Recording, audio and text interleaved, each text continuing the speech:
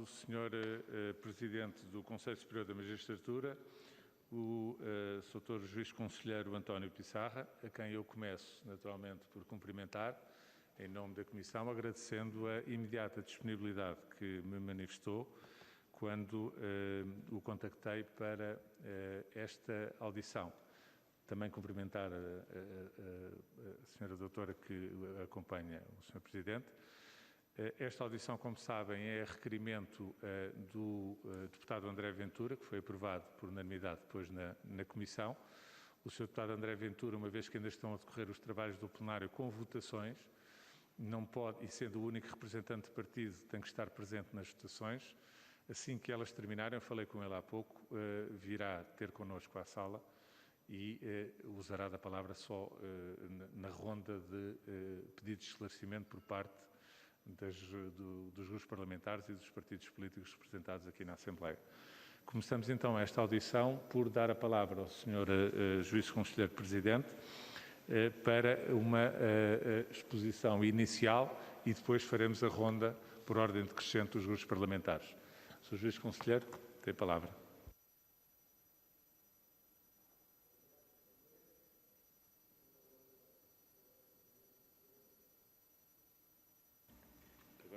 Agora? Muito obrigado. Uma saudação ao Sr. Presidente e a todos os senhores deputados.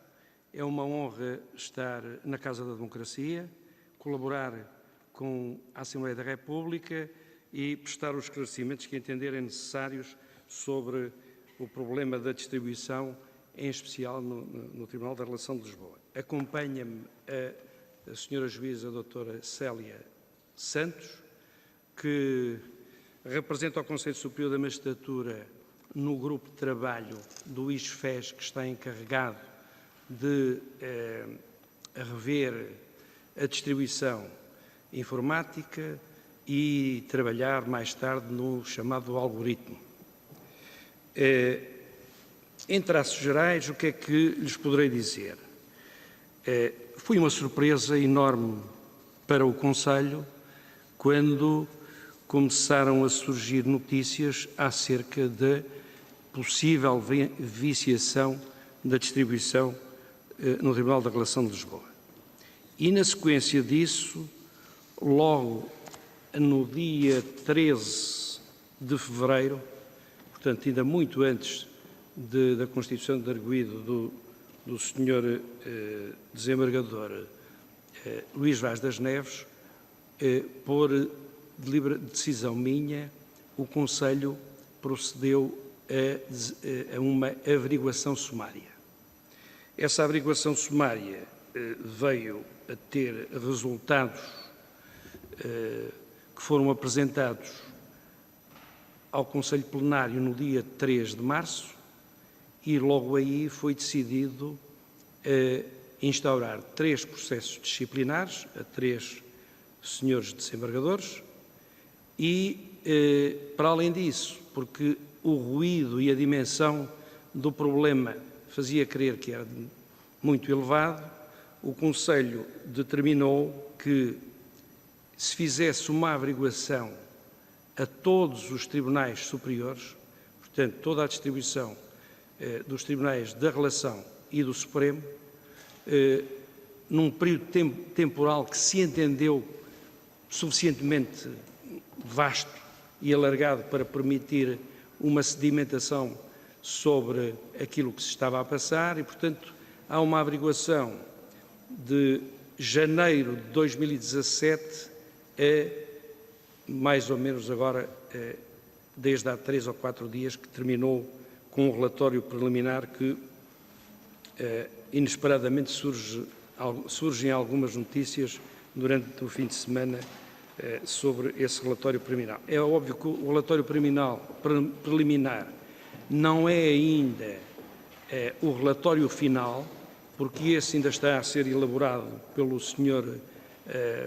Inspetor e o Sr. Inspetor ficou de ultimar de modo a ser presente ao Conselho Plenário ou na próxima reunião do dia 23, que é um plenário extraordinário, ou então no dia 7 de julho. e só aí é que o Conselho Plenário tomará, digamos, as decisões, as deliberações que entender adequadas sobre aquilo que o Sr. Inspetor apurou. Conviria, desde logo, ressaltar este aspecto.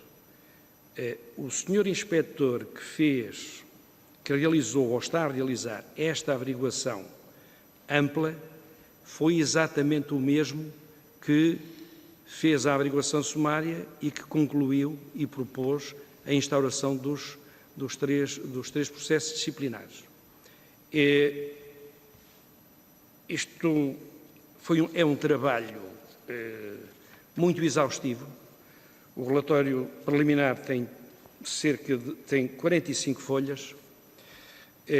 Foram checados milhares e milhares de processos e daquilo que convém também ressaltar é que a averiguação fundamentalmente tinha por objetivo de determinar, apurar se haveria algum comportamento humano que desvirtuasse as regras da distribuição. E, para além disso, fazer também uma avaliação dos procedimentos a nível nacional em todas as relações, porque, de facto, há alguma diversidade de procedimentos, de modo, com esta avaliação, permitir que o Conselho defina quais são as regras que devem ser observadas, uniformizando todos os critérios a observar durante a distribuição. Poderei avançar que, da checagem feita, a distribuição, o sistema de distribuição permite garantir a aleatoriedade, não permite a equiparação em termos de serviço. O algoritmo tem que ser necessariamente melhorado. O Ministério da Justiça tem agora uma equipa da qual faz parte a doutora Célia e tem a colaboração de 2 professores do Instituto Superior Técnico e no sentido de tentar que se ultrapassem os problemas que têm surgido. Essa matéria do algoritmo e a matéria da distribuição da parte informática, como sabem, é matéria da exclusiva competência do Ministério da Justiça, é considerado matéria de segredo de Estado, relativamente à qual nem eu próprio, mesmo que quisesse, vos poderia elucidar, porque não sei. E mesmo que soubesse, estaria necessariamente submetido ao segredo de Estado. Na relação de Lisboa foram detectados 2.458 processos em que houve atribuição direta. Na relação do Porto, 963, em Évora, 1.011, em Guimarães, 748, em Coimbra, 1.271 e no Supremo Tribunal de Justiça, 486. Convém, desde logo, esclarecer este ponto. A atribuição direta não significa que haja viciação. É apenas uma das formas, porque há várias formas de distribuição, são 4 as que estão previstas, e há circunstâncias que a própria lei impõe que haja esta atribuição direta. E, portanto, são casos que penso que estarei a esgotar, ou esgotei já o meu tempo, ficaria por aqui e depois estaria então disponível conforme o Sr. Presidente entender. Muito obrigado, Sr. Presidente. Não queria ultrapassar o tempo. Obrigado, Sr. Juiz Conselheiro. Ficamos, obviamente, expectantes de, na sua intervenção mais longa, um pouco mais à frente, de poder conhecer as informações relevantíssimas que nos estava a dar. qualquer maneira, eu penso que depois da ronda dos pedidos de esclarecimentos, que inevitavelmente também vão recair sobre alguns destes aspectos, o Sr. Juiz Conselheiro terá depois a oportunidade de não só nos dar a informação que está disponível para nos dar e que já detém, como também para clarificar alguns pontos que eventualmente os senhores deputados nos seus pedidos de esclarecimento abordem agora. Começaremos então, como habitualmente, por ordem decrescente, começando pelo Partido Socialista, pelo Sr. Deputado José Magalhães, a quem eu dou a palavra. Muito obrigado, Sr. Presidente.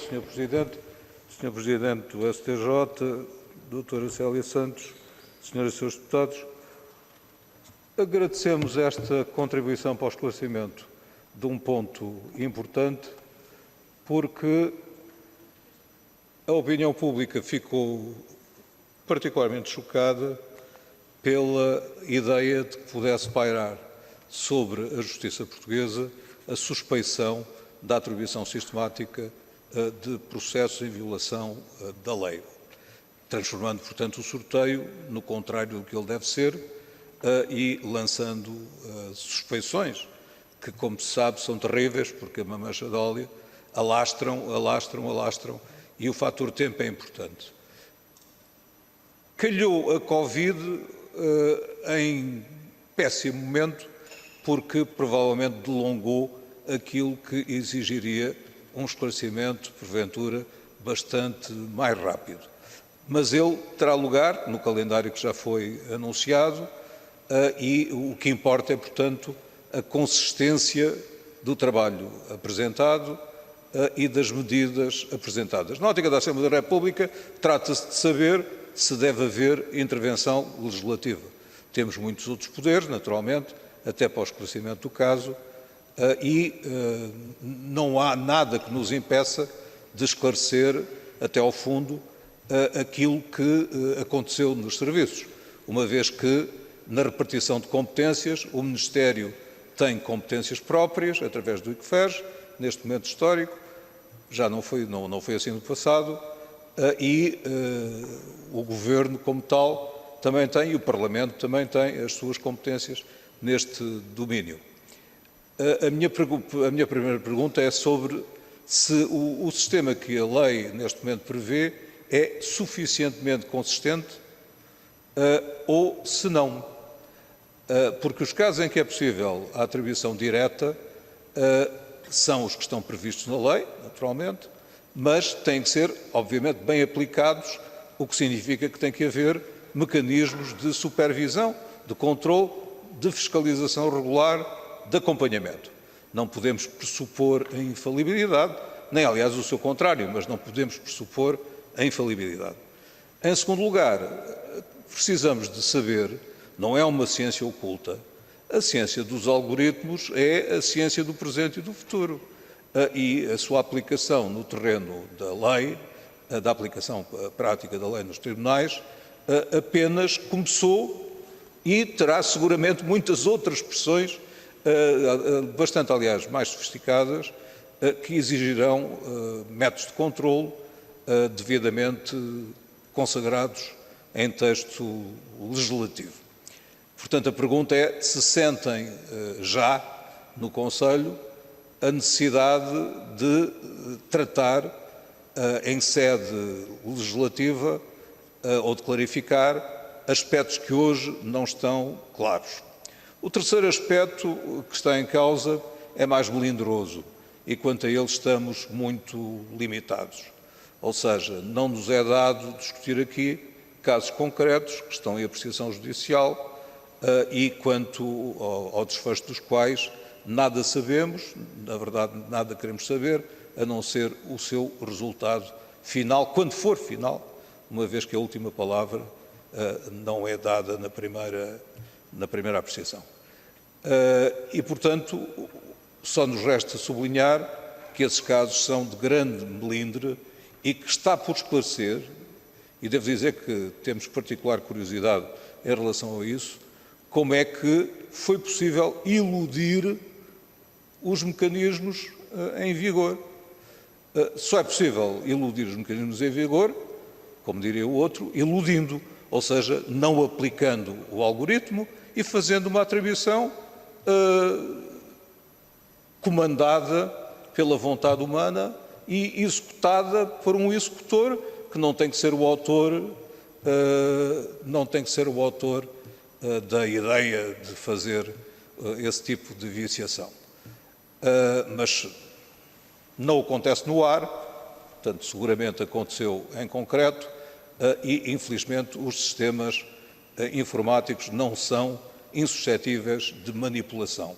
Quando forem, outra coisa saberemos, por exemplo, se aquilo tivesse uma black box que registasse tudo e mais alguma coisa, isto nunca aconteceria, porque iríamos à black box e saberíamos o que aconteceu tintim por tintim, como é evidente. Isso depois leva a problemas enormes. Eu vi que no mês de março, vimos todos, o Sr. Presidente do STJ fez um sorteio público para o qual convocou a comunicação social, se bem me lembro, o que foi uma tentativa, eu diria, quase extrema de eliminar quaisquer dúvidas sob a lisura de procedimentos, mas criando um problema prático. É que quem não o fez, e outros não o fizeram, expõe-se também a uma suspeição por não seguir o standard mais elevado. Portanto, não estamos a dizer que isso foi errado, de maneira nenhuma, até porventura pelo contrário, mas só estamos a dizer que, criado um ambiente de suspeição, o processo corretivo é de grande melindre. Gostaria, por último, Sr. Presidente, de sublinhar que, da nossa parte, evidentemente, temos o máximo interesse alinhado na descoberta da verdade, a linha B, na adoção de procedimentos de caráter corretivo e, se eles passarem pela Assembleia da República, como sempre podem passar, a nossa disponibilidade para colaborar nos esforços para fazer uma revisão do quadro jurídico e depois a garantia da aplicação prática do quadro jurídico pelas entidades competentes, articulando a parte administrativa com a parte do Conselho Superior da Magistratura. Eram, portanto, estes os nossos pontos de curiosidade e agradecendo a vossa presença entre nós. Obrigado, Sr. Deputado José Magalhães. Dou agora a palavra à Sra. Deputada Mónica Quintela. Muito obrigado, Sr. Presidente. Cumprimento com satisfação o Sr. Conselheiro Joaquim Pissarra, magistrado com quem já tive o gosto de trabalhar há muitos anos e que conheço, e que é muito bom para todos nós, deputados, poder ter a oportunidade de esclarecer um caso que abala aquilo que há de mais sério na nossa sociedade, que abala os alicerces do Estado de Direito Democrático, que abala a convicção do cidadão na justiça, porque a possibilidade da escolha de juiz à la carte para decidir determinados processos é o veneno de qualquer Estado de Direito que se quer sério e que se quer a funcionar dentro dos parâmetros que os nossos critérios civilizacionais até aqui têm conhecido. Por conhecer o sistema, confesso a minha perplexidade por só agora se ter suscitado esta questão e só agora se ter levantado este problema. Só agora, portanto, em março, antes da Covid. Há muito tempo que nós estamos habituados a ver o próprio Ministério Público nos órgãos de comunicação social a dizer e a pugnar por querer assistir a determinados processos em determinadas distribuições de processos mediáticos, e qualquer cidadão mediadamente atento se questionará porque é que só naqueles processos é que o Ministério Público pede para estar presente e para assistir à distribuição. O que é que se passa nos outros? Nos outros é porque o Ministério Público não tem interesse ou porque eventualmente saberá que a distribuição correrá de feição, seja isto o que for.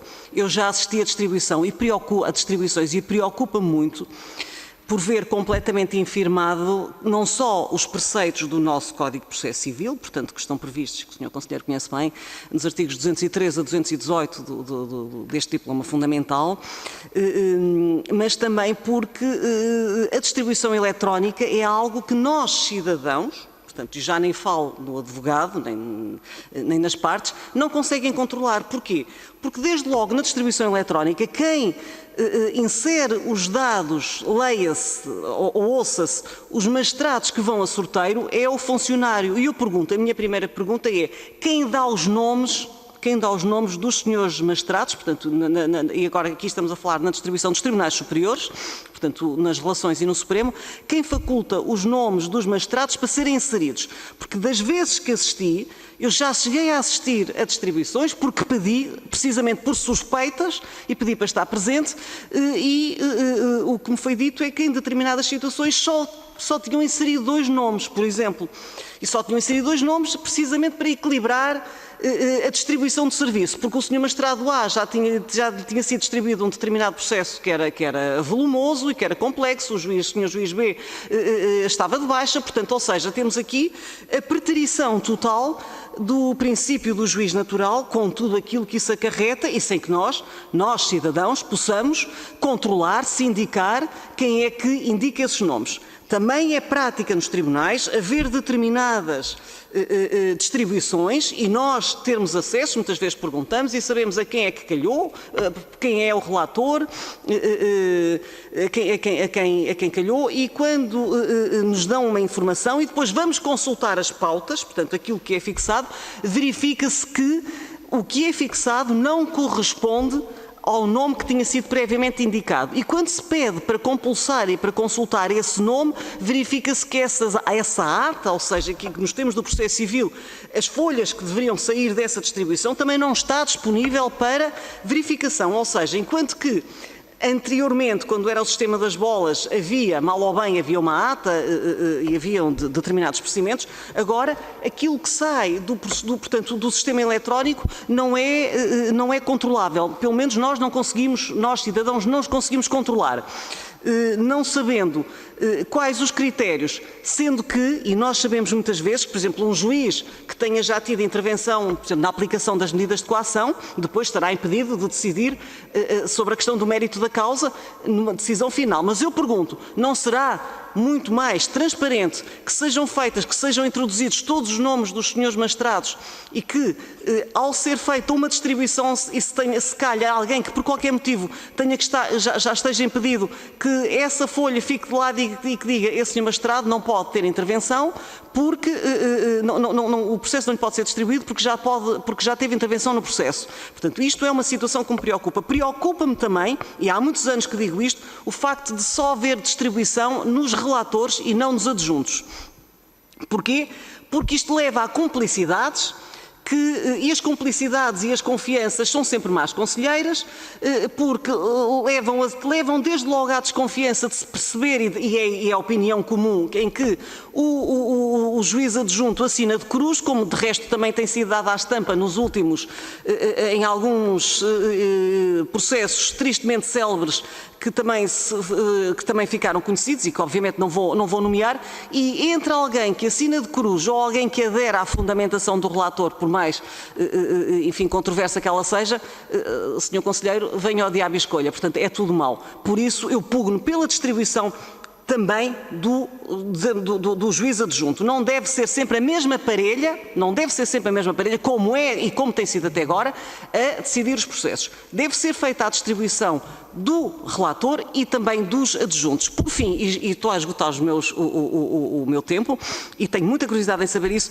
vem uma notícia, portanto, efetivamente, como o Sr. Conselheiro disse, nas notícias ao segundo, em que o relatório preliminar, portanto, que a Lusa terá tido acesso já ao relatório preliminar e cita precisamente os dados que o Sr. Conselheiro aqui traduziu, dizendo que, portanto, os números de processos por distribuição manual que foram feitos, exatamente o número que transmitiu aqui, portanto, são dados concretos, que são precisos, que sabem, e eu aqui não posso, portanto, não sei se é verdade, mas que efetivamente a notícia diz precisamente os números da quantidade de processos que o Sr. Conselheiro aqui referiu.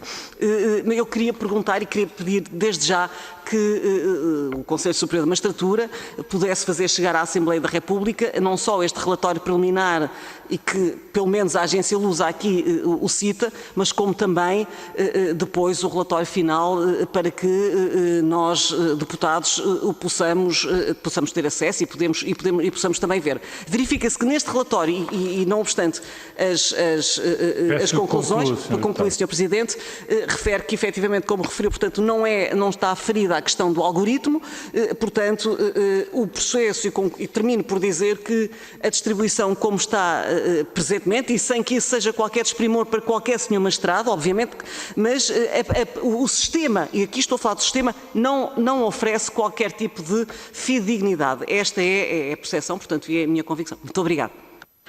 Obrigado, Sra. Deputada. Dou agora a palavra ao Sr. Deputado António Filipe. Sr. Presidente, muito obrigado. Eu vou ser muito breve. Queria só agradecer ao Sr. Conselheiro a presença nesta reunião da Comissão, tal como foi solicitado. Eu revejo-me no essencial nas questões que foram colocadas, dos Srs. Deputados que me antecederam, e, portanto, não tenho mais nenhuma questão a colocar em especial e, portanto, naturalmente que manifestamos a nossa disponibilidade para qualquer trabalho de ordem legislativa que se revele necessário nesta matéria e ouvirei com todo o interesse enfim, as respostas que o Sr. Conselheiro irá dar. Muito obrigado. Muito obrigado, Sr. Deputado. Dou agora a palavra à Sra. Deputada Inês de Sousa Real. Muito obrigada, Sr. Presidente, Senhoras e Senhores Deputados. Sr. Presidente, desde já agradecer a presença e também os esclarecimentos que até aqui foram prestados. Pese embora haver também a questão, como referiu, da ciência, dos algoritmos, infelizmente há aqui a possibilidade de ter havido ingerência humana, como foi dado notícia, quer nos meios de comunicação social, quer também naquilo que motivou depois a abertura de processos de investigação do ponto de vista da responsabilidade criminal.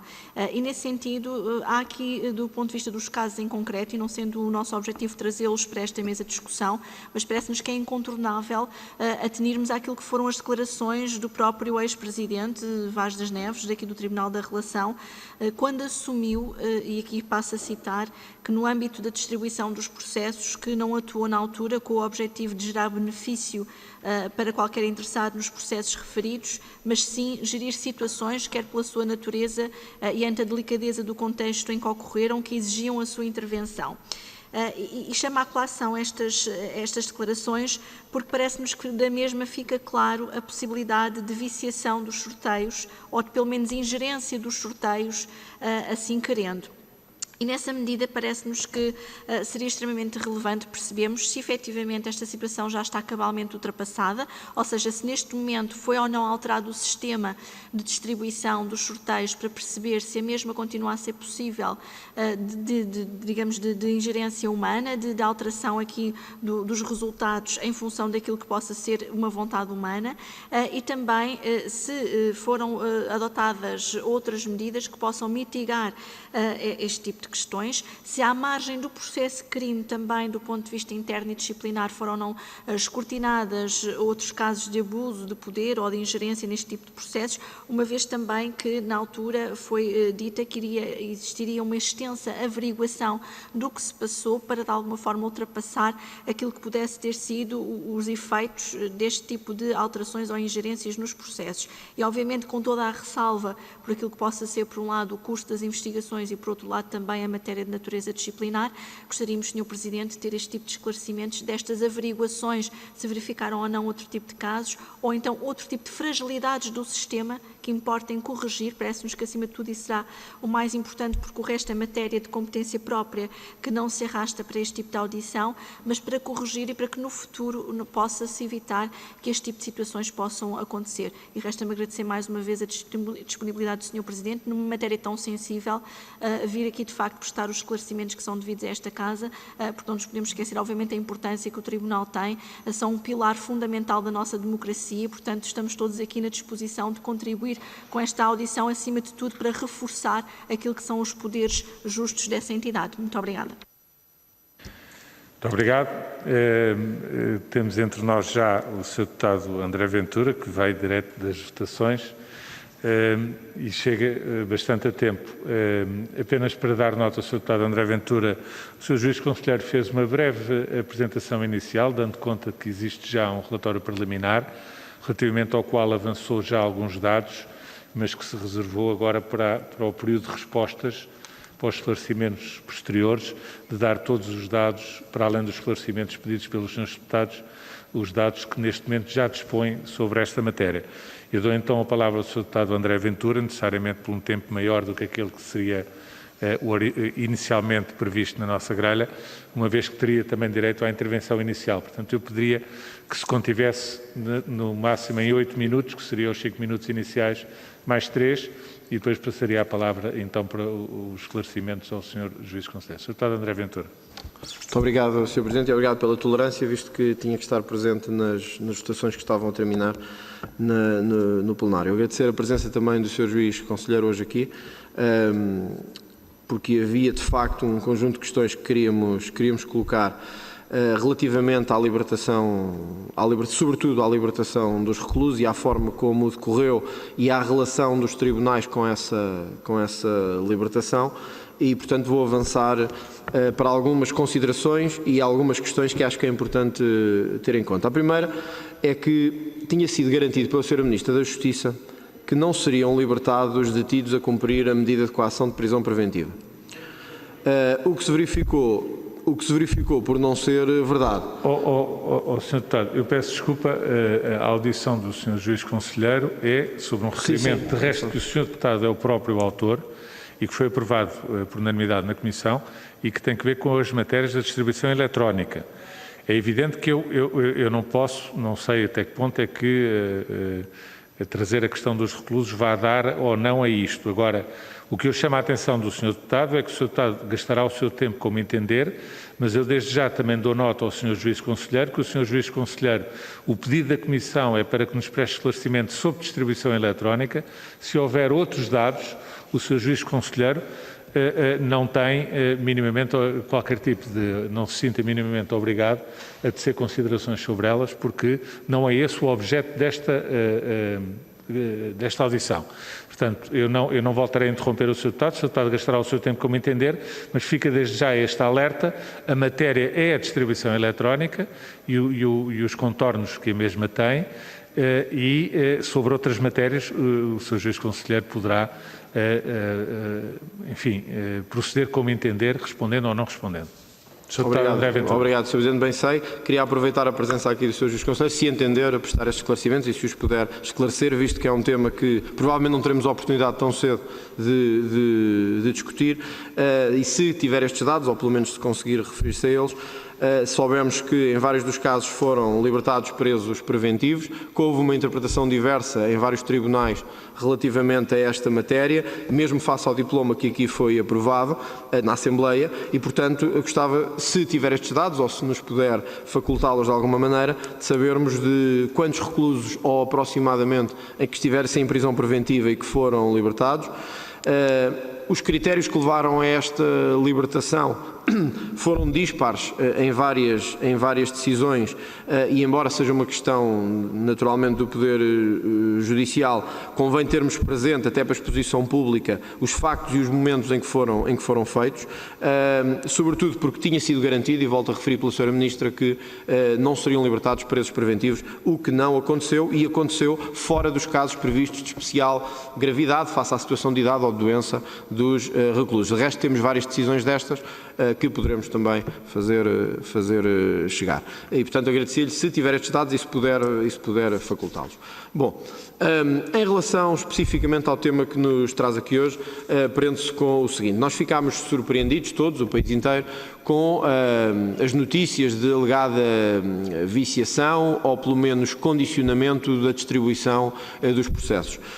Conhecemos como é que o processo funciona, mas foi dito pelo próprio Conselho Superior de Magistratura que estava a levar a cabo todas as sindicâncias e medidas internas para conseguir, aperceber-se do que tinha passado e, dois, conter no futuro que tal não acontecesse. Gostava de lhe perguntar diretamente, à data de hoje, o que é que já podemos dizer sobre esta matéria? O que é que foi feito para evitar que isto volte a acontecer, apesar de sabermos que num dos casos o processo de crime ainda não terminou, está longe disso, aliás, mas do ponto de vista interno o que é que foi feito, que resultados é que as sindicâncias que foram feitas também, que resultados desenvolveram e o que é que nos pode dizer sobre a prevenção para o futuro destas situações.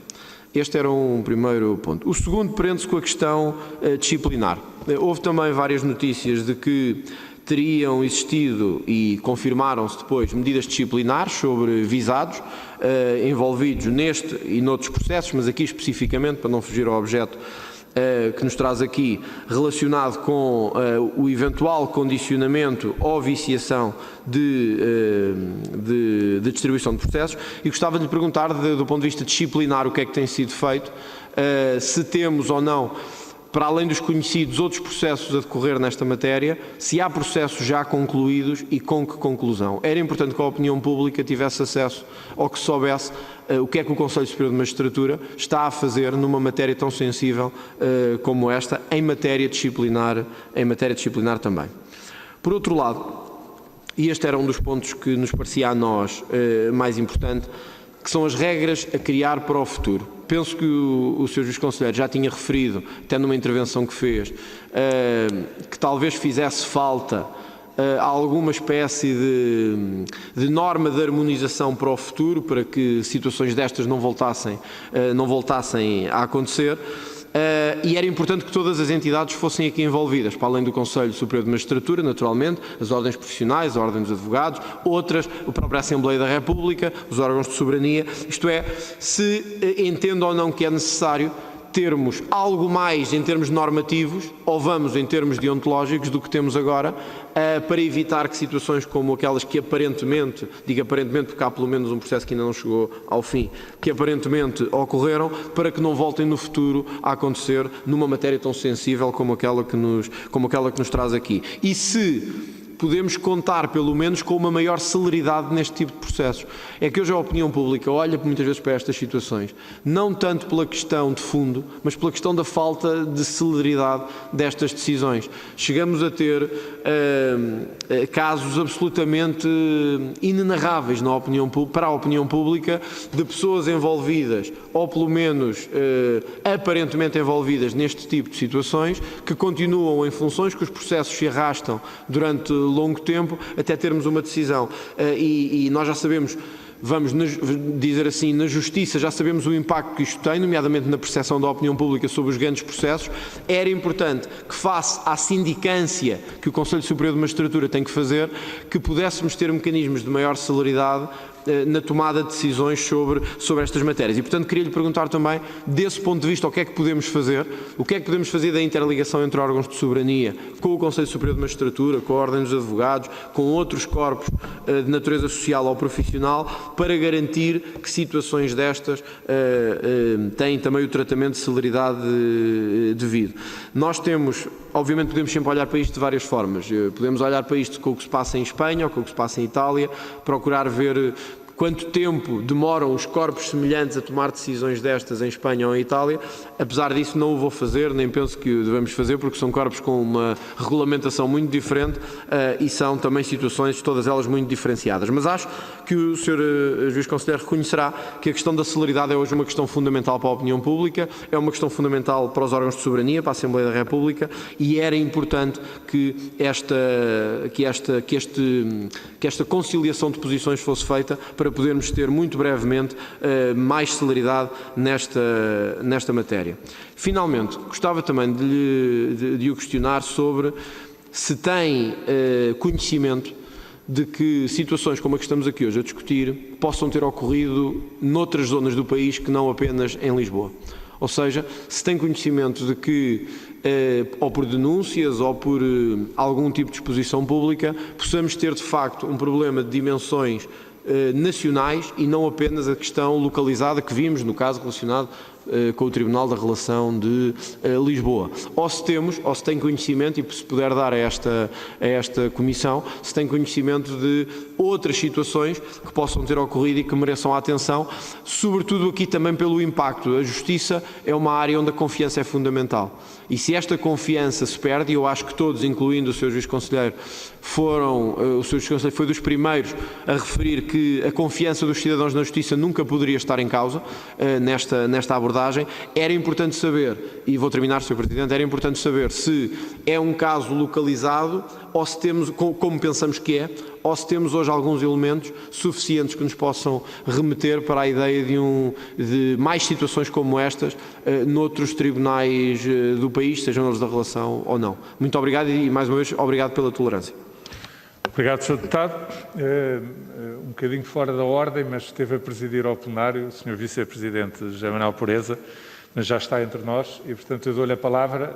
Será o último pedido de esclarecimento antes de passarmos a palavra ao Sr. Juiz Conselheiro. Muito obrigado, Sr. Presidente. Quero saudá-lo. Quero também saudar o Sr. Presidente do Conselho Superior da Magistratura e pedir desculpa da minha chegada tardia, que tem a ver justamente, como foi dito, com o facto de ter tido responsabilidades de presidir a sessão plenária que terminou há pouco tempo. E, na verdade, presumo que as perguntas que havia a fazer estão feitas, na verdade, ou seja, trata-se aqui de uma situação que sabemos que está em processo de averiguação também por parte do Conselho Superior da Magistratura e, portanto, enfim, na exata medida de que for possível ao Sr. Presidente do Conselho Superior da Magistratura dar-nos conta do contorno atual desta questão, é para nós muito importante. Nós, enfim, propusemos num determinado momento que esta temática geral, que não é o facto concreto, pudesse ser objeto de uma reflexão crítica por parte da Assembleia da República sobre as questões da transparência e da justiça, da relação entre justiça e transparência. Infelizmente essa proposta não foi aceita pela maioria das forças políticas e, portanto, temos que nos confinar, expressão que está, aliás, bastante na moda, temos que nos confinar a uma apreciação dos casos concretos e, portanto, presumindo que não seja propriamente muito fácil falar do caso concreto nesta fase ao Sr. Presidente do Conselho Superior da Magistratura, muito agradeceríamos que nos desse a informação que lhe é possível dar para termos uma noção do contorno efetivo desta questão. Muito obrigado e, uma vez mais, muito obrigado, Sr. Presidente, por me ter incluído neste rol de intervenções. Obrigado. Obrigado, Sr. Deputado. Dou então agora a palavra ao Sr. Juiz Conselheiro e peço-lhe que não ultrapasse os 40 minutos.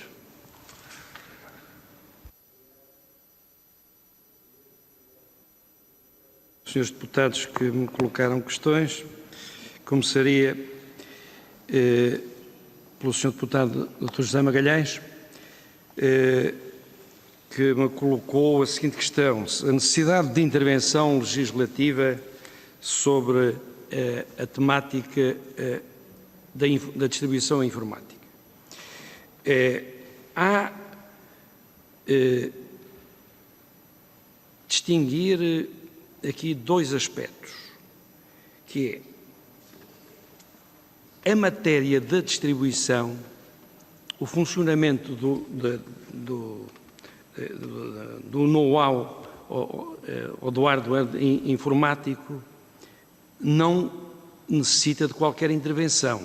Quer dizer, o que é preciso é afinar a ferramenta, porque a área informática são técnicos que têm uma determinada linguagem e uma determinada percepção da realidade que é diferente daquilo que se passa nos tribunais. E, portanto, tem que haver raportes permanentes entre quem está no exercício da função para que o técnico de informática vá afinando a máquina. E o que acontece nesse campo não necessita absolutamente nada de intervenção legislativa. Já o mesmo não direi sobre a fiscalização do chamado algoritmo.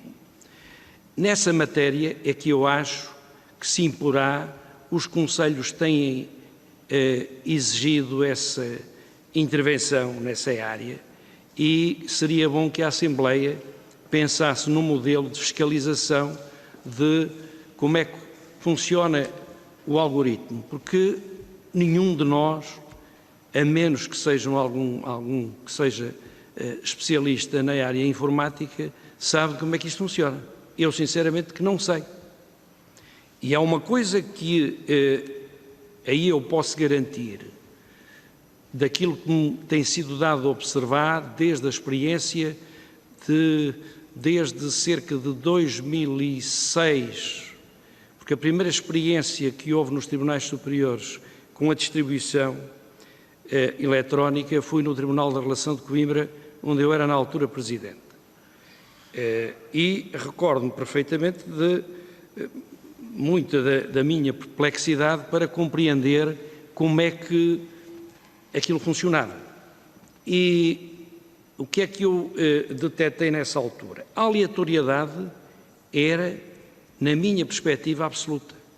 Porque eu fiquei maravilhado quando a primeira vez em que assisto à distribuição e carregando num botão, em segundos, cerca de 60 processos foram distribuídos pelos 50 ou 60 juízes desembargadores, instantaneamente, sem qualquer interferência.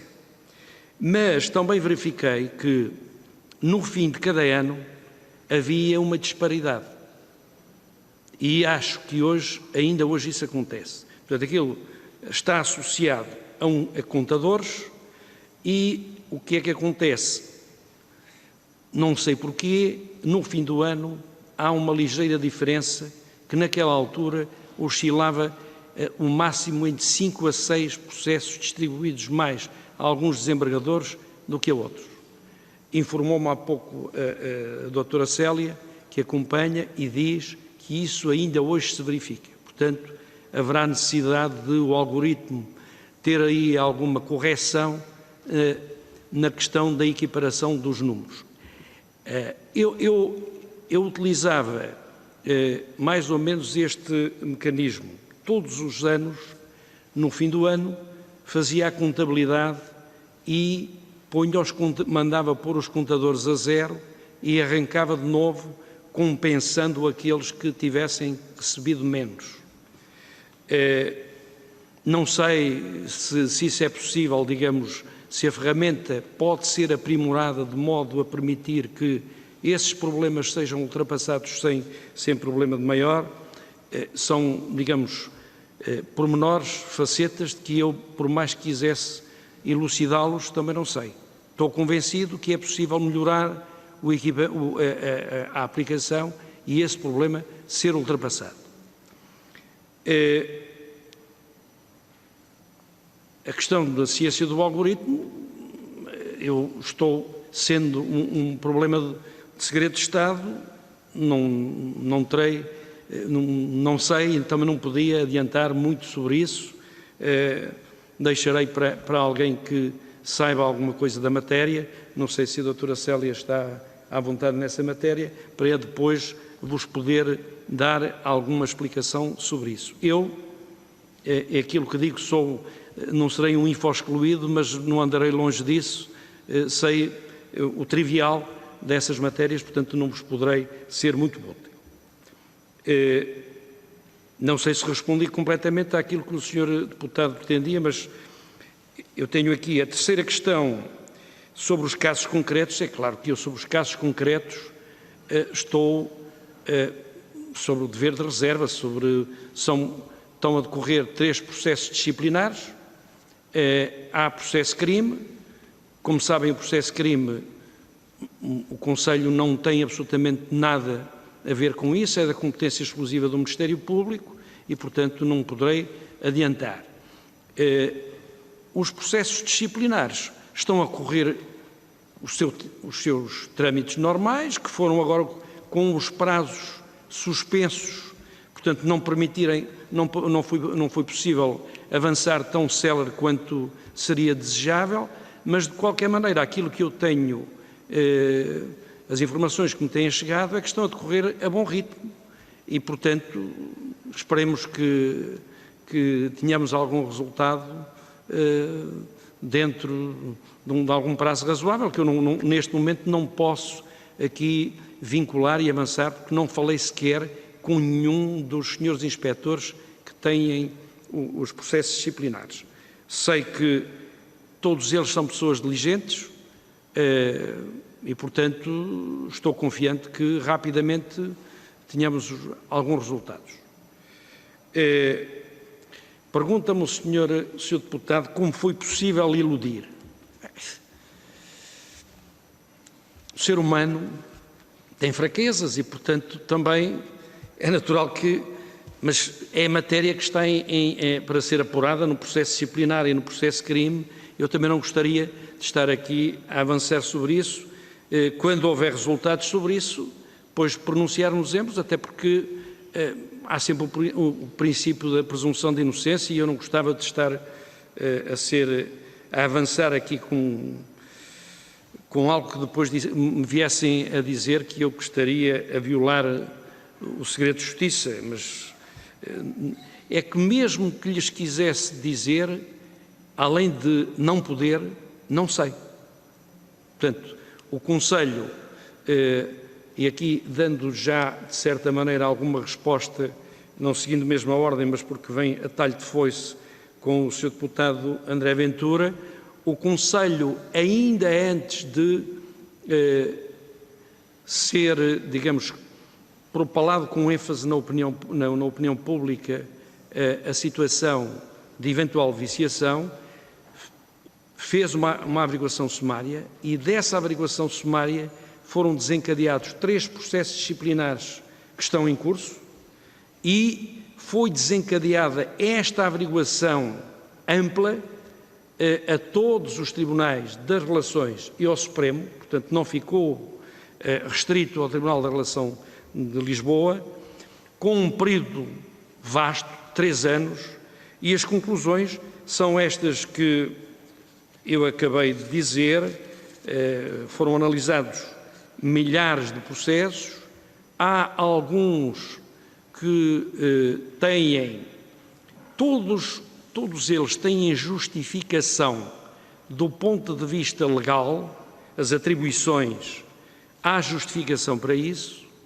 Para outros, muito embora não exista fundamentação legal, há razões de boa gestão que foram invocadas pelos senhores presidentes das relações. E aqui respondo já também à senhora deputada, a doutora Mónica Quintela. É óbvio que quem é responsável é o Presidente da Relação, é o Presidente do Supremo, é o Presidente da Comarca, ele é que é o responsável, é ele que fornece os dados ou alguém a seu mando que indica quem são os juízes, quem são os desembargadores, quem são os conselheiros que estão na listagem para os processos serem distribuídos. Há aqui facetas ou peripécias que é preciso ter algum cuidado quando se analisam e nós, digamos, só porque houve atribuição não significa que haja nenhuma manigância, porque no fundo aquilo que se propalava e que se tentava saber e aquilo que é preciso esclarecer é se houve alguma mão humana, alguma intrusão e uma intrusão que indicie que há alguma fraude.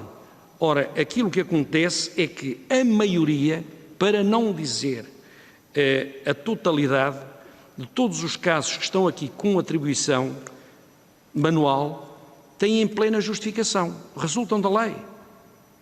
E a ferramenta eletrónica ainda não está preparada para responder a isso. E, portanto, daí que existam ainda muitos casos em que há alguma intervenção humana. Agora, temos que ter um mínimo de confiança na intervenção humana.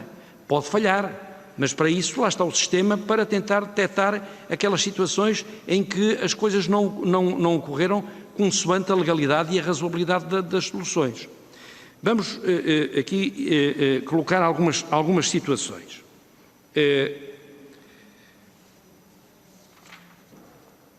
Os processos sempre que há recurso e há anulação das decisões, manda a lei, o artigo 218, que o processo é atribuído ao mesmo juiz.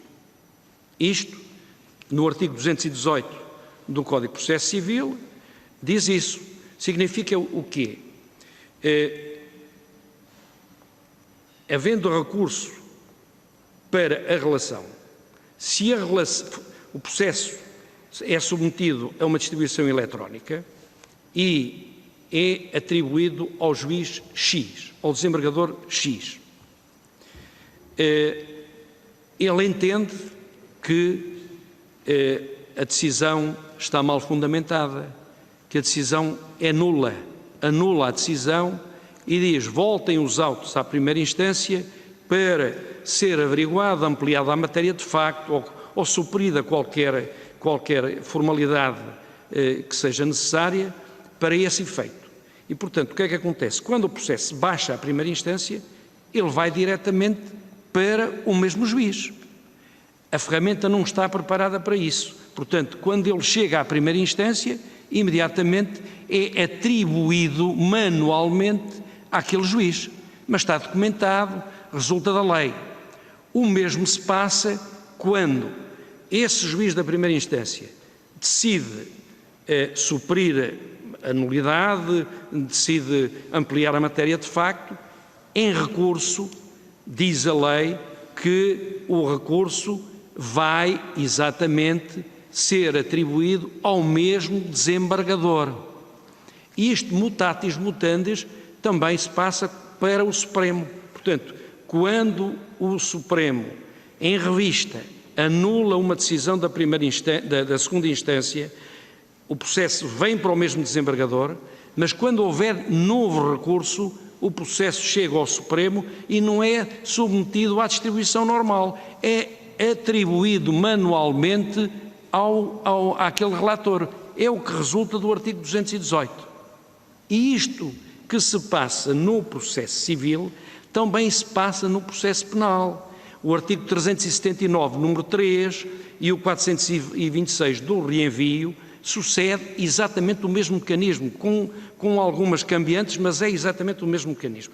E esta regra foi sempre muito discutida porque recordo-me perfeitamente que se dizia, como aqui já foi ventilado, que às vezes os senhores juízes dos tribunais superiores anulam com facilidade para não quererem ir ao fundo da questão, socorrem-se de uma questão formal e anulam, porque depois o processo, quando viesse outra vez em recurso, não lhes era distribuído.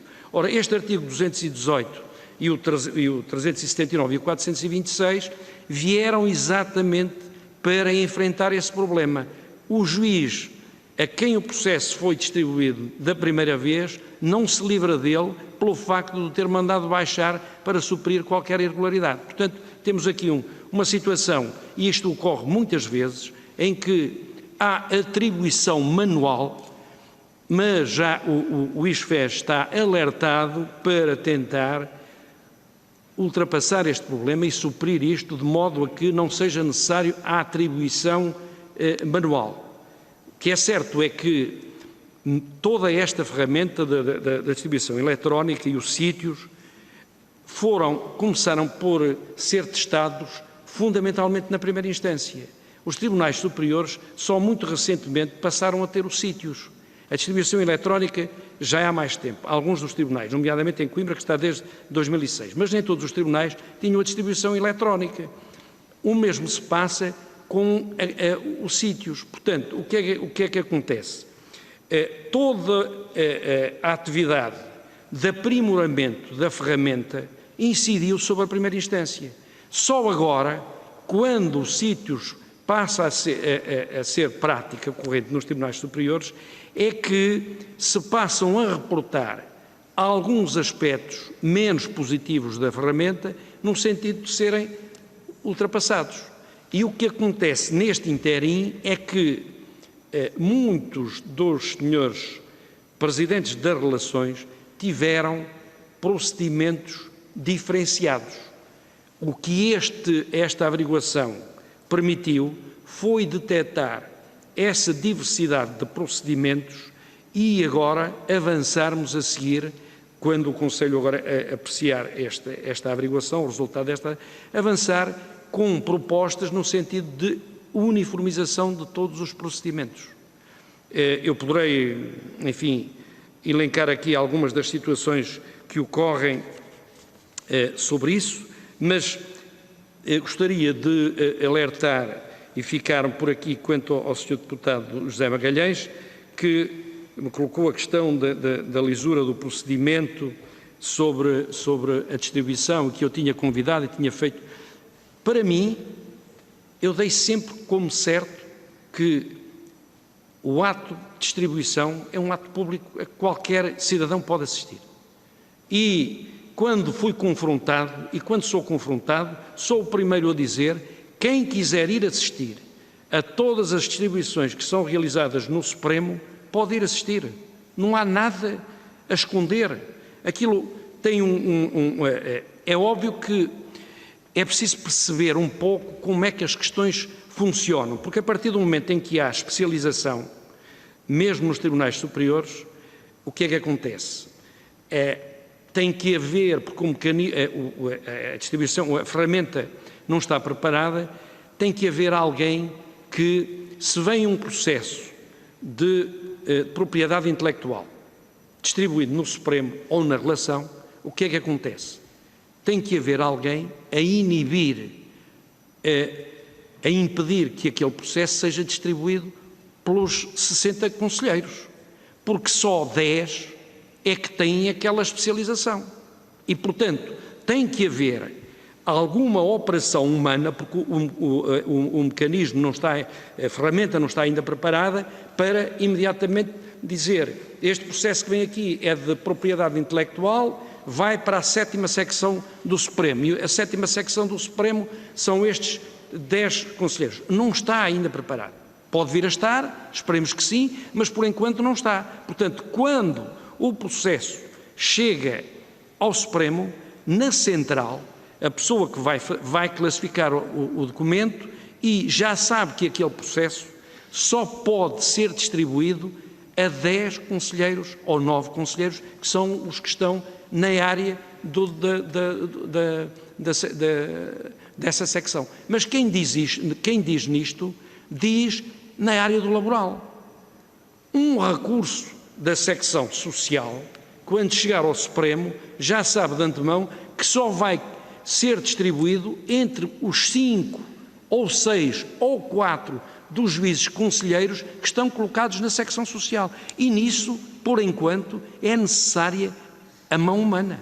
Tem que haver alguém a colocar esses. É óbvio que estes reportes, estas situações que vão surgindo, vão sendo reportadas ao ISFES, que vai tentando melhorar. Agora, o que eu vejo é que não é com a rapidez que nós desejaríamos, mas é como lhes digo, também não conheço, não sei se é fácil rapidamente criar ali um meio de suprir esta situação. Não sei, não faço, mas quer dizer, demoram algum tempo, vai por tentativas, mas o que é certo é que há intervenção humana e, portanto, destes 486 processos que estão aqui, por exemplo, do Supremo, atribuídos manualmente, todos eles têm a sua justificação, porque há provimentos, há despachos a dizer que estes processos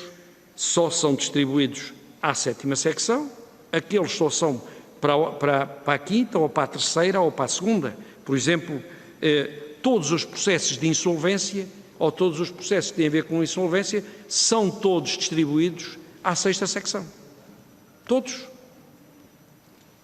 E depois acontece muitas vezes que os senhores conselheiros ou os senhores desembargadores também adoecem, têm um processo complexo que os deixa assoberbados e que não podem ter a distribuição normal e, portanto, dentro dos poderes de gestão do Presidente, seja da relação ou do Supremo, há algumas situações em que o senhor juiz conselheiro ou o senhor juiz desembargador fica, ou porque está de atestado médico, ou porque tem problemas, que tem um processo difícil de resolver, há um despacho ou um provimento a conceder-lhe isenção ou suspensão de distribuição durante 15 dias ou 20 dias. Também acontecem muitas situações de juízes que se jubilam e que deixam a chamada herança. E, portanto, o que fazer é essa herança. Tem que ser distribuído. há formas de solucionar isto. Eu, no Supremo, utilizo sempre este mecanismo. Quando algum senhor juiz, conselheiro, pede a jubilação, um mês antes, suspende a distribuição. E optei sempre por evitar as redistribuições, porque as redistribuições normalmente são os processos mais difíceis e é sempre com desagrado que os outros senhores conselheiros ou os senhores desembargadores vêm a receber processos que foram atribuídos a outro colega. E então, qual é a solução que eu utilizo? O mecanismo que eu aconselho também aos senhores presidentes da relação e que é perfeitamente legal.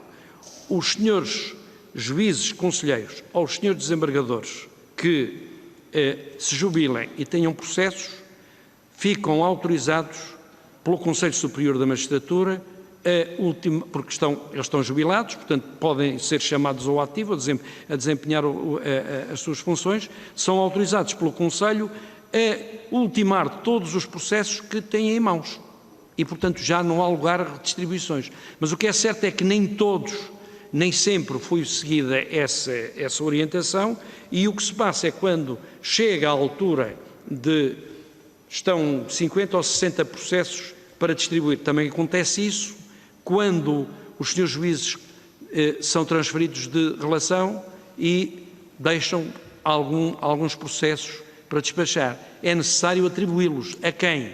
Há aqui várias fórmulas de distribuir.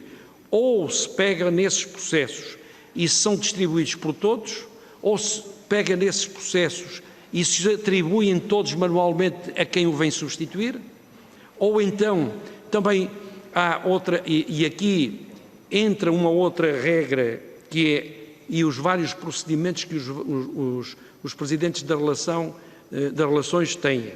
Alguns, como a ferramenta eletrónica não permite fazer essa distribuição, o que é que eles fazem? Fazem um sorteio à parte, um sorteio manual, em que são tirados, é como se fosse um antigo sorteio, normalmente utilizam, já não são as bolas, mas utilizam os papéis, numeram os processos 1, 2, 3, 4, 5, 6, 7, depois cada juiz é atribuído um número também e tiram um número de um processo, um número do juiz e é-lhe atribuído.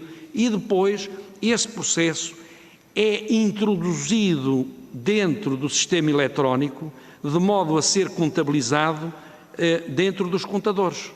Portanto, isto para vos dizer que há uma panóplia, há um grande universo de situações em que houve, e estas estão aqui bem referenciadas, em que houve atribuições manuais, mas que não têm nada a ver com alguma maningância, com alguma marosca, com alguma viciação. São procedimentos que estavam generalizados e cada um, no fundo, adaptava aquele que lhe parecia o mais adequado e depois eram, afinal, digamos, todos por apontamento, está tudo documentado, de modo que não me parece que levantem dúvidas. Há, na relação de Lisboa, 11 processos que não têm fundamentação, estes 11 processos não são aqueles que deram origem aos processos disciplinares. Que fique bem esclarecido. Os processos que deram origem aos processos disciplinares, esses estão em averiguação, não são estes que estão. Desta averiguação ampla, há 11 situações em que não ocorreram estas situações legais que eu apontei, porque como estas há outras, como é o caso dos impedimentos. Se um processo é distribuído a um desembargador ou a um conselheiro, se ele se declarar impedido ou se for o posto a suspeição ou pedido de recusa julgado procedente, a lei manda que esse processo é atribuído ao substituto. E, portanto, não há nada a fazer. E aquilo que se faz é anula-se a anterior distribuição e carrega-se atribuído manualmente ao outro. Portanto, estas atribuições manuais são perfeitamente legais, resultam da lei. Não há, como estas, há muitas outras. Eu poder dizer e enunciar aqui uma série delas que tenho aqui, digamos, atribuídas. Por exemplo, no Supremo, têm mais umas 4 ou 5 situações de atribuições legais, porque é a própria lei que diz que os requerimentos do recurso extraordinário de revisão, diz a lei que corre por apenso ao processo em que é requerida a decisão revidenda para rever. Portanto, esse requerimento, esse recurso, vai ser atribuído de imediato àquele juiz. Corre por apenso, não há nada a fazer, é o que diz a lei. O processo, o recurso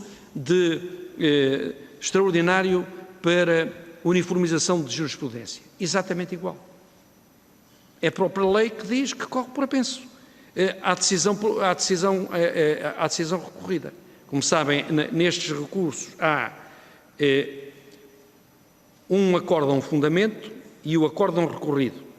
O acórdão recorrido também isso é muito discutível, mas a opção legislativa nesta casa foi no sentido de que corria por apenso.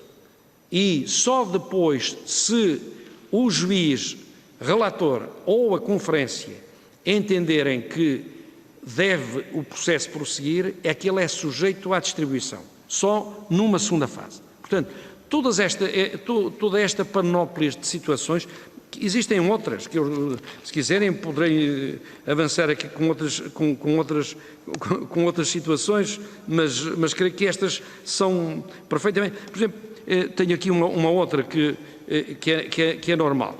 Na reclamação da não admissão do recurso, o que é que acontece? A reclamação é entregue no Tribunal Superior e, antigamente, a decisão da reclamação era do juiz-presidente, isto no cível.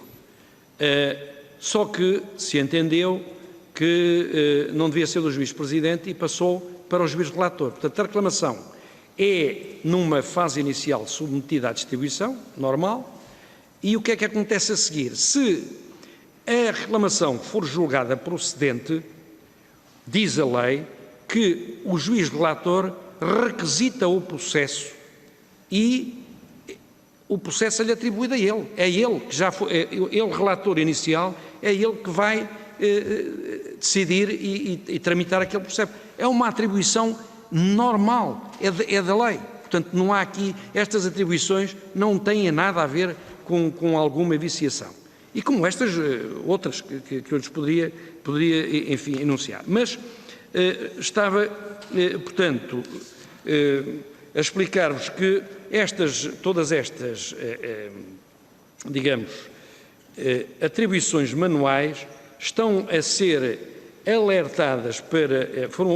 o ISFED já foi alertado e estamos convencidos que, com o tempo, porque não há, nada disto se faz sem tempo, que será possível melhorar e aprimorar bastante mais a aplicação informática de modo a ultrapassar todos esses problemas. Mas estava eu a dizer que há aqui os 11 processos que deixam, porque enquanto estas são atribuições legais, porque é a própria lei que diz que deve ser assim, o que é que acontece relativamente a estes 11 processos que estão aqui em causa? São processos de insolvência e de PER, processos urgentes, e o que é que acontece? Mas há uma justificação. O Sr. Presidente da Relação de Lisboa dá a seguinte justificação. Estes 11 processos foram distribuídos a juízes desembargadores recentemente chegados à relação. E qual é a razão que é invocada? Os processos são tramitados nos sítios, na relação só há cerca de 1 ano e meio, 2 anos, é que passaram os processos a ser tramitados nos sítios, e os juízes desembargadores mais antigos não estavam habilitados a manusear os sítios. E isto é uma verdade, não vale a pena. Aliás, se há alguma coisa de bom que a pandemia do Covid trouxe para os tribunais superiores, foi obrigar os senhores juízes conselheiros mais antigos e os senhores juízes desembargadores a terem que conviver e a terem que despachar nos sítios, porque todos eles eram muito avessos a essas inovações. Só os mais jovens é que aderiram com toda a facilidade, não era obrigatório e, portanto, a maioria deles nunca quis aderir. Só que agora viram-se confrontados com esta situação e estão a aderir à pressa, e daí que eu diga que compreendo perfeitamente esta justificação do senhor Presidente da Relação de Lisboa, porque não sendo, digamos, do ponto de vista, enquanto que as outras atribuições têm um fundamento legal, esta tem um fundamento na gestão, na boa gestão do serviço. Também gostaria aqui de salientar um aspecto que me deixa também preocupado e que eu acho que os senhores deputados também deviam ponderar esta situação. Esta distribuição dos processos, daquilo que eu conheço, pela Europa fora, o Presidente do Tribunal tem toda a competência e liberdade para distribuir os processos. Não estejamos aqui, isto essencialmente nos processos cíveis, porque toda a problemática do juiz natural está relacionado com os processos de crime e está constitucionalizado e, portanto, isso é inultrapassável. Mas, da experiência que eu tenho e que conheço, mesmo processos da primeira instância, a competência é atribuída ao Presidente. Há uma confiança total no Presidente, que atribui os processos de acordo com aquilo que ele acha que é a boa gestão do serviço. Em Portugal não é isso que funciona, é a regra cega de distribuir os processos. Isso não deixa de trazer muitos dissabores, porque eu próprio, como Presidente, se tivesse que, quando tinha um processo complexo, difícil, eu pedia a todos os anjinhos que aquele processo não fosse distribuído a alguém que eu sabia que, se caísse nas mãos dele, ficaria lá 1 ano ou 2 à espera e certamente que não o despachava. Mas a lei é lei, se fosse esse o resultado, sempre respeitei isso. Mas acho que seria de repensar se, do ponto de vista da boa gestão, não seria de dar alguma margem de manobra ao Presidente, com regras pré-definidas, para ele poder distribuir.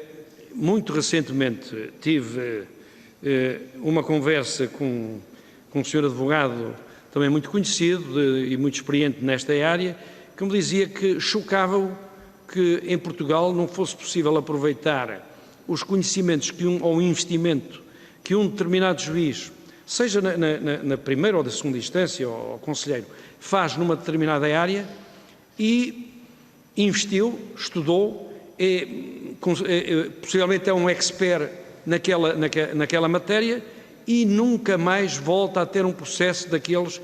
E o que acontece é que o processo chega, é distribuído aleatoriamente e vai para um que não está preparado daquela matéria. Ele contava-me que, da experiência que tinha tido na primeira instância, tinha tido um juiz que numa empreitada, em que, diz ele, esse juiz sabia mais de empreitadas, de defeitos de construção, do que os próprios engenheiros civis e os arquitetos.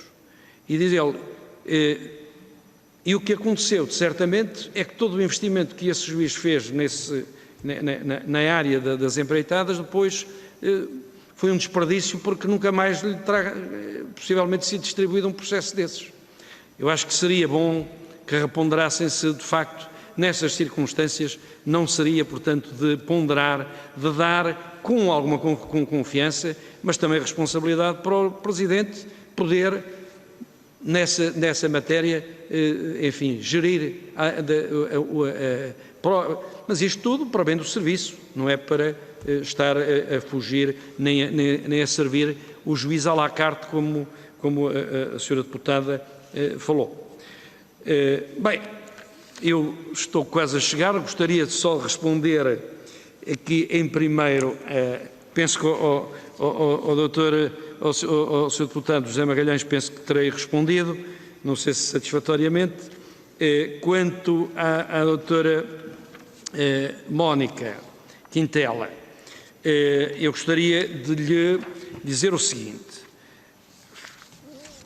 se a Assembleia entender que a distribuição deve ser também por adjunto, é só alterar o Código de Processo Civil e o Código de Processo Penal.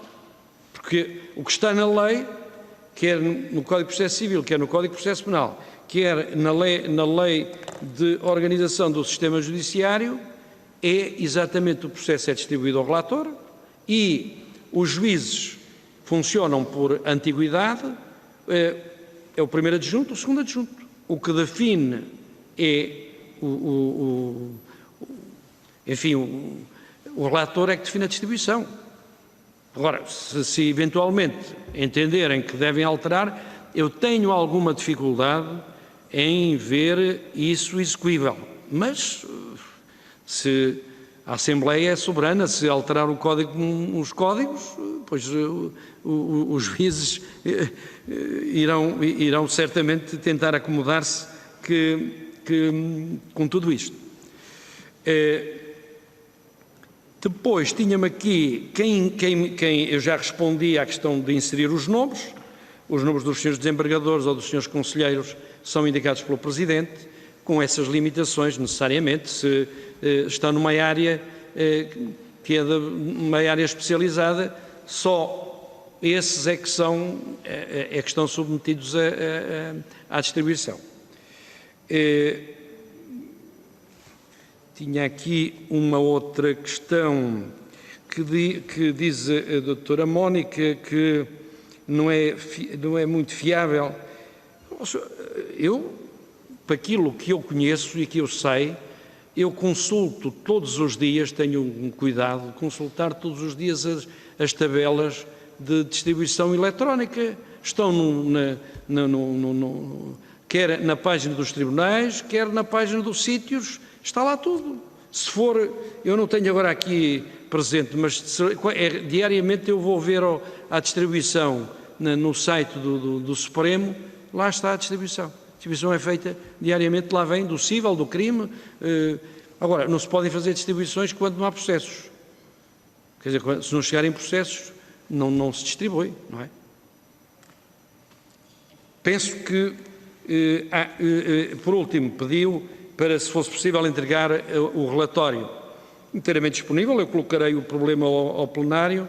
Se o plenário entender que deve fornecer estes mais elementos e o relatório, da minha parte não há objeção nenhuma, total transparência, total prestar de contas à Assembleia da República, porque estou aqui na qualidade de Presidente do Conselho Superior da Magistratura.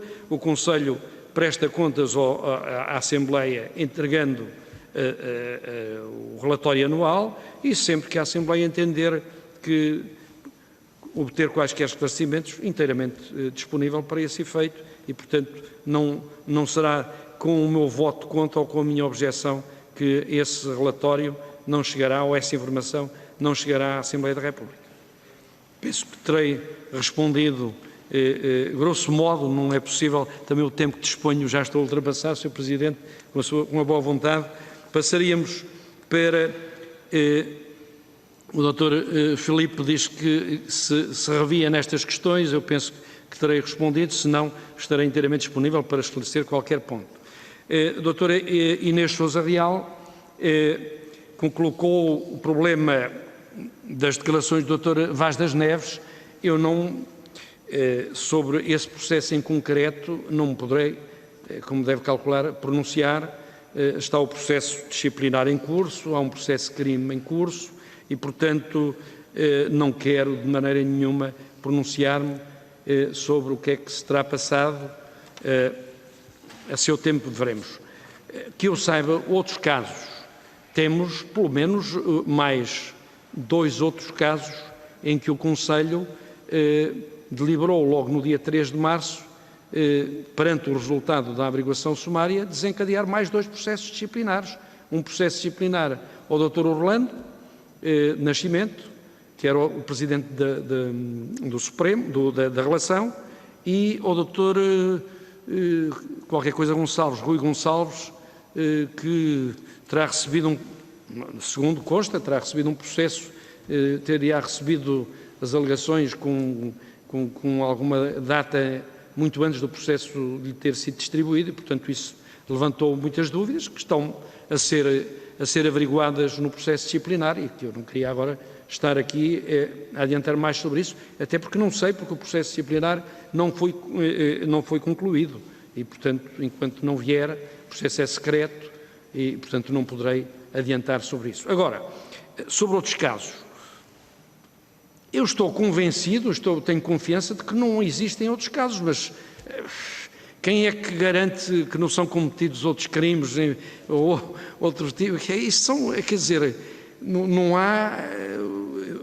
O Conselho não é um polícia permanente que não vai todos os dias assistir aos atos distributivos para poder saber se a distribuição confia plenamente que está o Presidente, está um juiz desembargador, ou estão 2 ou 3 senhoras, quer dizer, é muito difícil haver ali um conluio permanente. Também não podemos estar a pensar que todos os dias estão aqui pessoas a tentar, enfim, alterar ou viciar os dados. Não me parece que seja isso, quer dizer, houve muito ruído, mas aparentemente, pelo menos pelos dados que temos, acho que podemos continuar a confiar. E, portanto, dir-me-ão, também já ouvi, isso é uma averiguação intrasistema. É verdade, mas extrasistema está uma averiguação feita pelo Ministério Público. O Ministério Público tem todos os poderes investigatórios para ver se há ou não alguma viciação e, se houver, o Conselho atuará. Agora, há poderes investigatórios que o Ministério Público tem que, como é natural, o Conselho não tem. E, portanto, não podem exigir que o Conselho vá além dos poderes que tem. São estes e não são outros. Não sei se respondi a tudo. Não. Sr. Presidente, me permitir só que aclare a pergunta.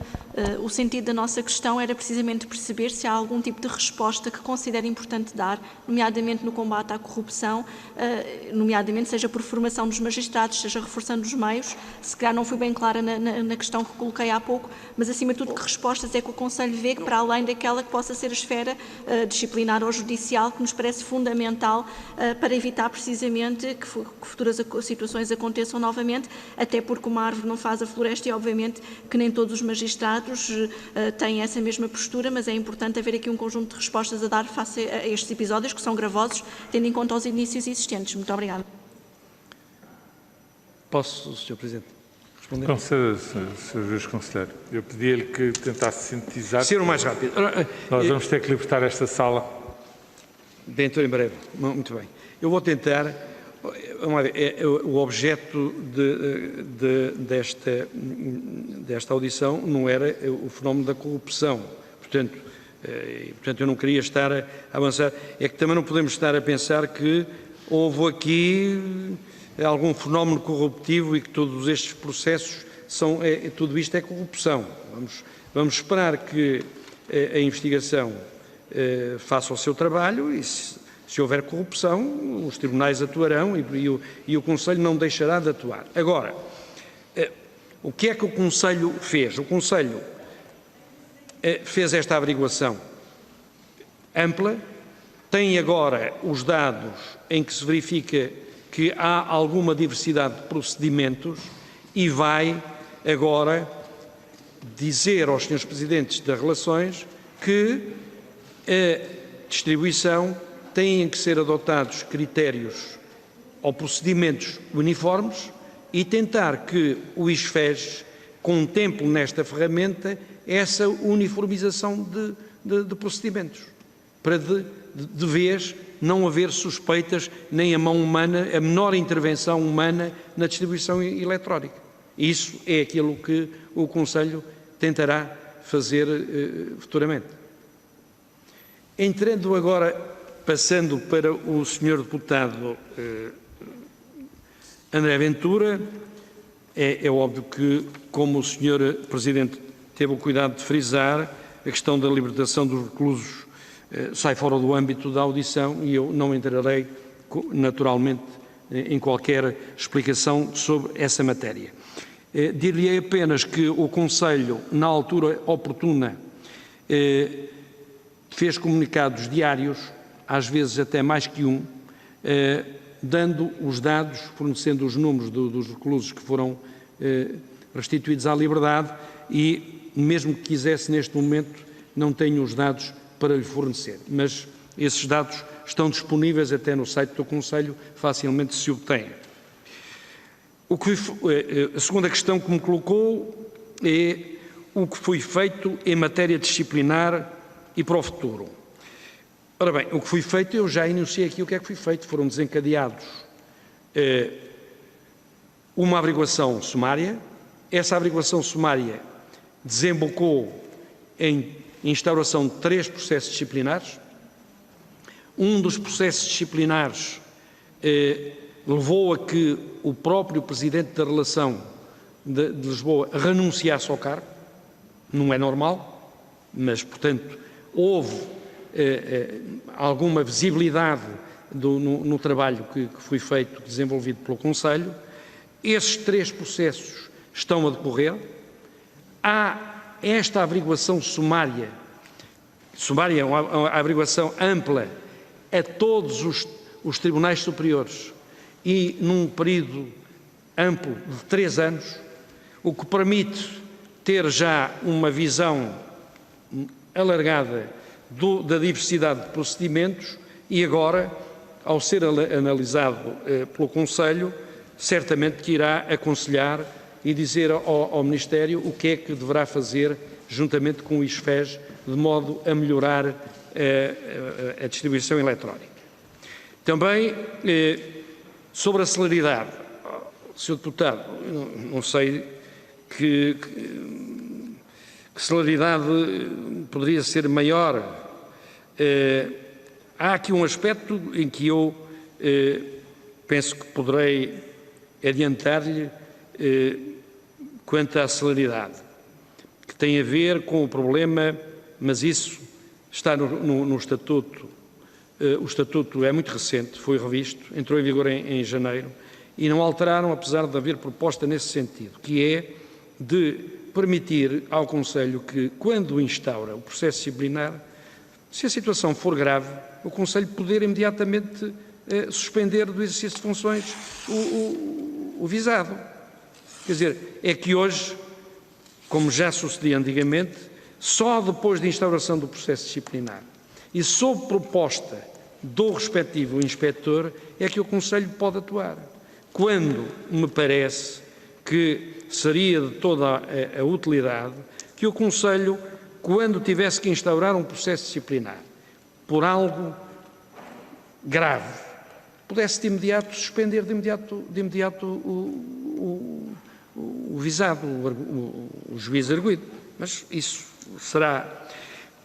Ainda quanto à celeridade, nós às vezes só dizemos mal daquilo que temos e comparamos e pensamos que lá fora que as coisas correm melhor. E só quando comparamos e temos a percepção do que se passa lá fora é que às vezes valorizamos o que temos cá dentro. Eu vou-lhe dizer o seguinte, há um caso muito conhecido que o Conselho foi relativamente a um caso de linguagem de um senhor desembargador em que o Conselho agiu disciplinarmente. Eu vou-lhe dizer o seguinte, em Portugal, pode-me dizer que o Conselho foi brando, foi tardio, hoje já podemos falar desse caso porque já transitou em julgado, é caso decidido e, portanto, não há problema nenhum. Mas o que é certo é que o Conselho agiu e houve sanção disciplinar. Pois eu vou-lhe dizer, há pouco falou-me no caso de Espanha, pois eu vou-lhe dizer, em 2005, em Espanha, houve também uma situação semelhante. Sabe como é que terminou, Sr. Deputado? Prescreveu. Em Portugal, pelo menos, a situação não prescreveu. Portanto, muitas vezes, quando nós pensamos que o nosso sistema, que é muito frágil, seria bom que tivéssemos a noção de que há aspectos muito positivos no nosso sistema que devem ser salvaguardados e que, portanto, não é tão mau quanto às vezes o pintam. Outra pergunta que o senhor... Eu pedi que fosse sintético, porque temos mesmo que... Diz assim, se isto ocorreu noutras relações, já lhe disse, temos a investigação. Se há queixas, o Conselho tem algumas queixas, mas normalmente as queixas são de pessoas que não tiveram ganho de causa e, portanto, vêm agora queixar-se, dizer, o meu processo, queria saber se o meu processo foi bem distribuído ou não. Há 2 ou 3 casos agora de queixas que foram apresentadas recentemente ao Conselho, que estão a ser averiguadas a seguir o seu curso normal. Agora, o que é preciso é dizer que este relatório, pelo menos aparentemente, salvo esses 11 casos, não aponta claramente, infelizmente que assim é, para a existência de viciação fraudulenta da distribuição dos processos nos tribunais superiores. Quedaria-me por aqui. Muito obrigado, Sr. Presidente, pela tolerância que me permitiu e muito obrigado aos senhores deputados. Continuarei à disposição quando entenderem. Obrigado, Sr. Presidente. Obrigado também aos senhores deputados. É pena a nossa reunião de hoje estar um bocadinho retida no tempo. Há, de facto, uma nova audição regimental aqui. A sala ainda tem que ser, agora com os novos procedimentos, ainda tem que ser limpa. Mas outras oportunidades haverá, porventura, e fica o pedido, digamos, oralmente formalizado, de, assim que os relatórios, quer o preliminar, quer o final, que o Sr. Juiz Conselheiro disse que, porventura, ou na reunião de 23 deste mês, ou na reunião de 7 de julho do Conselho Superior, ficará o relatório final e as medidas serão tomadas, que ele fica ao pedido formal de, assim que isso aconteça, possa ser remetido a esta Comissão e de imediato será distribuído a todos os senhores deputados. Muito obrigado, Sr. Juiz Conselheiro, muito obrigado, Sra. Doutora Juíza, também, e estão terminados os nossos trabalhos por hoje. Obrigado.